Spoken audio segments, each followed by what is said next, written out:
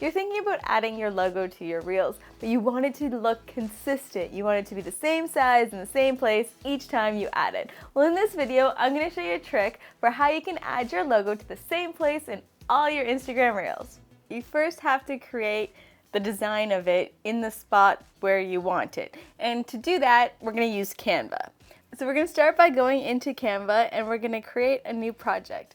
You want this to be the size of a mobile video, so like the full frame, because it's going to allow you to see the full frame of the video so you can determine where in that video you're going to want your logo to appear. So I'm going to do mobile video, and now you're going to want to add your logo. So let's go here to the bottom, to my brand. Here is my logo.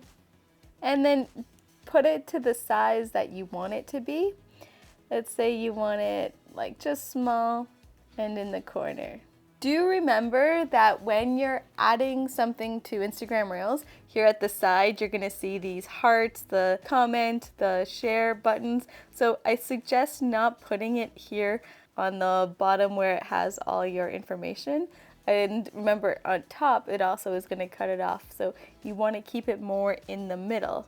So let's put it more like here. So it's just a little bit lower so that if I look at the reel, you can see that it's not gonna cut it off at the top. It might cut it off with my wording, but I'm just gonna be cautious of where I'm gonna add my text when I'm making that reel.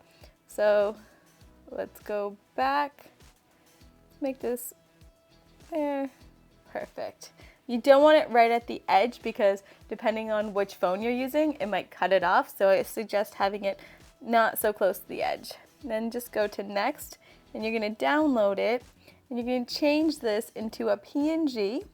And this is the most important part because if you just leave it as a PNG, it's going to include the white background for it. You want to click transparent background, have that selected.